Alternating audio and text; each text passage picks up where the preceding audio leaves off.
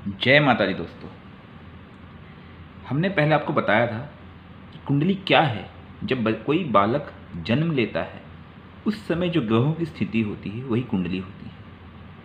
आइए आज से हम आपको स्टेप बाय स्टेप समझाएंगे कि कुंडली क्या है, उसका हमारे जीवन में क्या प्रभाव पड़ता है, जीवन में समस्याएं कुंडली कैसे दर्शाती है और उनका कैसे समय रहते उपाय किया जा सकता है। अब कोई भी कुंडली आप जब देखेंगे तो कुछ इस तरह से दिखती है, जिसमें 12 भाग होते हैं। 1 2 3 4 5 6 7 8 9 10 11 12। इन्हें भाव कहा जाता है। लेकिन क्या आप जानते हैं भाव कैसे बनता है? हमने पिछले वीडियो में आपको दिखाया भी था कि भाव बनाने की प्रक्रिया, अर्थात जब कोई बच्चा जन्म लेता है उस समय उसकी जो पोजीशन होती है, जैसे किसी बालक ने या किसी बालिका ने दिल्ली में जन्म लिया, तो जिस समय उस बच्चे ने जन्म लिया उस समय जो ग्रहों की स्थिति होती है वो कहाँ है। अर्थात बालक ने जन्म लिया, उसके पश्चात चंद्र, सूर्य, मंगल, बुध, शनि, शुक्र, ये सभी ग्रह किस दिशा में है और कितने कोण पे है उनको नापा जाता है। वो आप सॉफ्टवेयर से भी आपको मिल जाएगा और उनकी पोजीशन को आप इस कुंडली में डालते हैं। आप देखते कोई भी जो वृत्त होता है वो 360 डिग्री का होता है। उसको आप 12 से भाग देंगे तो वो 30 डिग्री ईच होगा। तो ऐसे ही आप इस कुंडली में देखेंगे उस जो गोलाकार कुंडली को हमने इस स्क्वायर फॉर्म में डाला हुआ है। ये हमारी प्राचीन पद्धति है। अब इसके फ़ायदे भी है, वो भी मैं आपको बताऊंगा। तो पहला लेसन है आज का, वो है भाव किसे कहते हैं और भाव का क्या अर्थ है। तो आपको समझ में आ गया है कि कुंडली बनाने की प्रक्रिया। गोलाकार कुंडली को हम इस स्क्वायर में डालते हैं। उसमें जो पहला भाव है वो ये होता है, दूसरा, तीसरा, चौथा, पाँचवा, छठा, सातवां, आठवां, नौवां, 10वां, 11वां और 12वां भाव। हर भाव 30 डिग्री का होता है, अर्थात 30 इंटू 12, टोटल 12 भाव है। कितने हो गए? 12 इंटू 30, 360 डिग्री। अर्थात अगर आप सेंटर से लेके चलेंगे तो वृत्ताकार फॉर्म में वो 360 डिग्री हुआ। अर्थात हमारे धरती की पोजीशन से चारों तरफ 360 डिग्री में ग्रहों की पोजीशन है। अब हर भाव का एक महत्व होता है।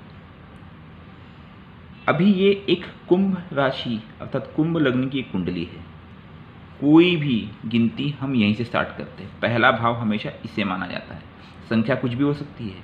आपकी कुंडली में 7 हो, 6 हो, 5 हो, 2 हो, 9 हो, कोई भी हो सकती है। हमने लिया है 11 नंबर की कुंडली अर्थात कुंभ राशि। अब एक कुंभ राशि किसने डिसाइड किया? देखिए हमने यहाँ पे एक चार्ट सबमिट किया हुआ है। 11 नंबर अर्थात कुंभ राशि और उनके स्वामी कौन है? शनि। ये आपको याद करना होगा। 1 नंबर मेष है, 2 नंबर ऋषभ है, 3 नंबर मिथुन है, 4 नंबर कर्क, 5 नंबर सिंह, 6 नंबर कन्या, 7 नंबर तुला, 8 नंबर वृश्चिक, 9 नंबर धनु, 10 नंबर मकर, 11 नंबर कुंभ और 12 नंबर मीन।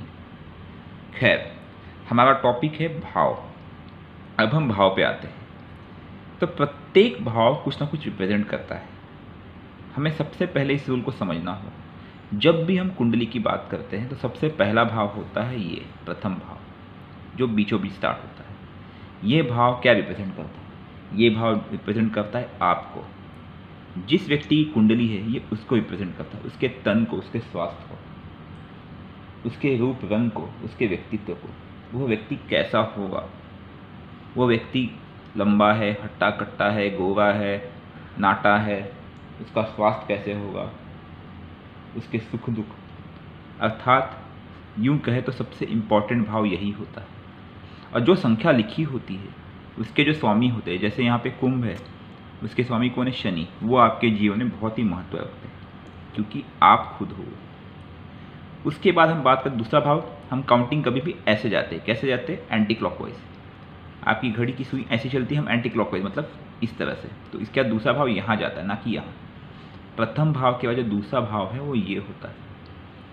ये भाव कई बार थोड़े घातक होते हैं। कई बार इसे थोड़ा, कई ज्योतिषी इसे बुरा मानते हैं, कई ज्योतिषी इसे सम मानते हैं। हम इसको सम की दृष्टि से लेते हैं। ये भाव होता है द्वितीय भाव। वो भाव होता है वाणी, धन, कुटुंब। अर्थात किसी भी व्यक्ति की वाणी कैसी होगी, वो मधुर बोलेगा या उसकी वाणी में मिठास होगी नहीं होगी, वो कटु बोलेगा। उसके पास धन दौलत होगी या नहीं होगी। और सबसे इम्पॉर्टेंट चीज़ जो देखी जाती है वो होती कुटुंब। उसका कुटुंब कैसे होगा, क्या उसको कुटुंब से सहयोग मिलेगा, क्या उसके कुटुंब में संपत्ति को लेकर के कोई विवाद होगा, ये सब चीज़ें इस भाव से देखा जाता है।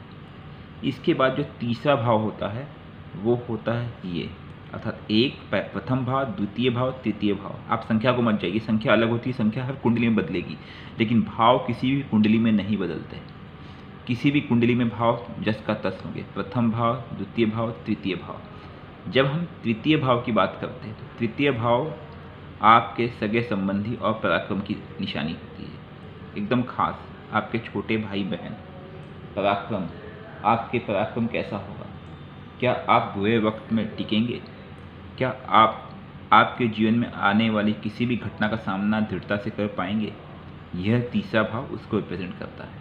तो हमने 3 भाव देख लिए। प्रथम तन होता है, दूसरा धन और वाणी और कुटुंब, तीसरा होता है भाई बहन और पराक्रम।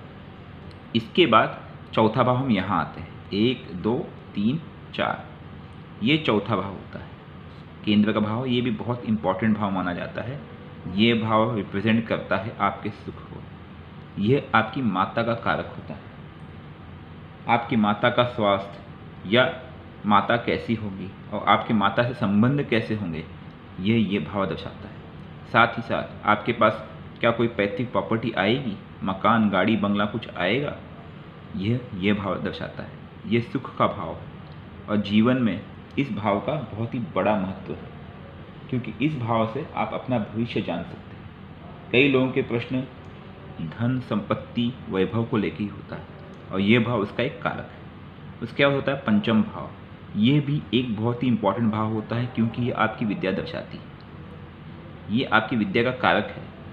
साथ ही साथ संतान, आपकी संतान कैसी होगी, क्या वो योग कारक होगी, क्या उसको सुख होगा, दुख होगा, वो ये भाव दर्शाता है। उसके बाद छठा भाव, देखिए हम ऐसे गए 1 2 3 4 5, अब छठे भाव पे आ गए।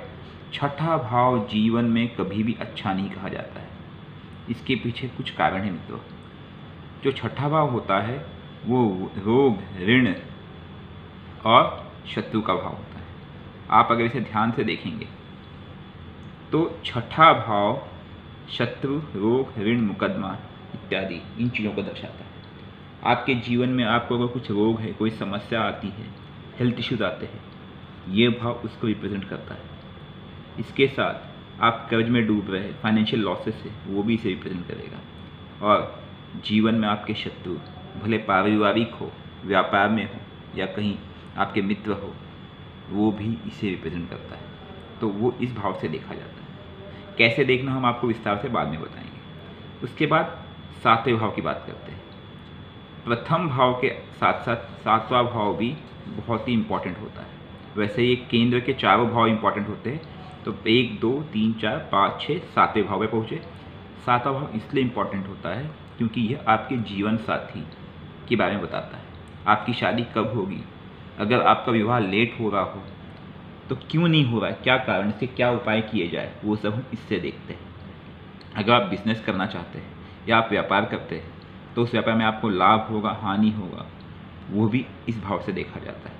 आपके साझेदार, आपकी पार्टनरशिप चलेगी नहीं चलेगी, वो सब इसी से देखा जाता है। तो यूँ कहे कि जीवन में आपको सहयोग मिलेगा नहीं मिलेगा, आपके जीवन साथी से झगड़े होंगे नहीं होंगे, या आपकी शादी निभेगी नहीं निभेगी, ये सभी चीज़ें इस भाव से देखा जाता है। इसलिए यह भी एक योग कारक भाव है और बहुत ही महत्वपूर्ण है। इसके बाद जो अगला भाव होता है वो होता है अष्टम भाव, ये नीचे वाला। लेकिन यह भाव भी अच्छा नहीं माना जाता है, क्योंकि किसी भी व्यक्ति की मृत्यु, दुर्घटना या फिर कुछ ऐसे रोग होते हैं जो कि बहुत ज़्यादा पीड़ा देते हैं, घातक रोग, प्राणघातक रोग, जैसे कि कैंसर इत्यादि, इन सब का पता आप इस भाव से लगा सकते हैं। यह भाव भी बहुत ही महत्वपूर्ण भाव है। जीवन में घटने वाली अप्रिय घटनाएं इस भाव से पता चलती है। लेकिन ये गुप्त विद्याओं का भाव भी है। अगर किसी की गुप्त विद्या को जानकारी लेनी है तो उसके लिए भी आप इस भाव का प्रयोग कर सकते हैं। उसके बाद नवम भाव, ये जीवन का बहुत ही महत्वपूर्ण भाव होता है। इसके पीछे मुख्य कारण है क्योंकि यह आपका भाग्य दर्शाता है। जी हाँ, जीवन में आपका भाग्य कैसा होगा, क्या ईश्वरी मदद मिलेगी, क्या आपका भाग्य साथ देगा। आपने व्यापार तो कर लिया इसकी सहायता से, लेकिन उस व्यापार में ईश्वरी सहायता भी तो मिलनी चाहिए, जिसे हम कहते हैं लक। तो लक का भाव जो होता है वो ये होता है। यही भाव धर्म भी सिखाता है। आप धार्मिक होंगे या अधर्मी होंगे, किस तरह का आपको सहयोग मिलेगा, वो ये भाव, इसे नवम भाव कहते हैं। नवम के बाद जो अगला भाव होता है वो होता है 10वां भाव। 10वां भाव अर्थात जहाँ पे हमने 8 नंबर लिखा हुआ है, यह भाव होता है आपके पिता का कारक, आपके कर्म का कारक, आपकी नौकरी का कारक, आपके व्यापार का कारक, आपकी प्रतिष्ठा का कारक। आप जीवन में नौकरी करेंगे, आपकी नौकरी कैसी होगी, क्या आपके पास आधिकारिक क्षमता होगी, आप सरकारी नौकरी करेंगे या आप लोकल नौकरी करेंगे। अगर आपको नौकरी नहीं मिल रही है तो वो सब इस भाव से देखा जाता है कि किस कारण से आपको नौकरी नहीं मिल रही है, उसका क्या उपाय किया जाए। आपको नौकरी तो मिल गई लेकिन आपकी पगार कम है, या आपको सैलरी भी अच्छी मिली लेकिन आप उस नौकरी में खुश नहीं हैं, वो सब चीज़ें इससे देखी जाती है। प्लस ये पिता का भाव है, पिता का स्वास्थ्य या पिता से सहयोग, वो सब भी इसी से देखा जाता है। 10वें भाव के बाद बहुत ही इंपॉर्टेंट भाव होता है, उसे कहते हैं हम 11वां भाव, जो कि धन या माँ लक्ष्मी का रूपक कहा जा सकता है। यह आय, लाभ, प्रॉफिट, इस बात को दर्शाता है। इस भाव से आप कितना धन कमाएंगे, आपको लाभ होगा, हानि होगा, जीवन में तरक्की होगी, ये सब इस भाव से देखा जाता है। तो किसी भी के भी जीवन में इन दोनों भाव का बहुत ज़्यादा महत्व है, क्योंकि ये भाग्य और ये धन, ये दोनों आपके साथ आ गए तो जीवन में आप सफल ही सफल होंगे। यह आय को दर्शाता है। इसके बाद जो 12वां भाव होता है वो सबसे अंतिम भाव होता है, इसे भी अच्छा नहीं माना जाता, इसलिए हमने इसे काले में लिखा हुआ है, क्योंकि यह भाव आपको नुकसान दर्शाता है। जीवन में जब आपको हानि होने लगे तो इस भाव को देखा जाता है कि कौन सी ऐसी घटना है या कौन सी ऐसी ग्रहदशा है जिससे मुझे हानि हुई है। यह जेल का भी भाव है, अर्थात आपको कोई मुकदमा हो जाए, आपको जेल जाने की नौबत आ जाए, ये उसको भी दर्शाता है। साथ ही साथ विदेश यात्रा के लिए भी इसी भाव का प्रयोग किया जाता है। अक्सर ये देखा गया है, विदेश यात्रा के लिए एक इस भाव को और एक भाग्य को, इन दोनों का प्रयोग करके देखा जाता है कि व्यक्ति क्या विदेश यात्रा करेगा या नहीं करेगा। इसी तरह से आप देखेंगे किसी भी कुंडली में इन 12 भावों का महत्व होता है और हर भाव आपको कुछ ना कुछ दर्शाता है, कुछ दिखाता है, कुछ सिखाता है। तो ये कुंडली विवेचन का पहला भाग हमने बताया, भाव का क्या अर्थ है, और इसका हम दूसरा भाग बताएंगे राशि, जो हम अगला सेशन लेंगे कि इन भाव में राशियों का क्या महत्व है और उनका प्रयोग कैसे करना है। जय माता दी।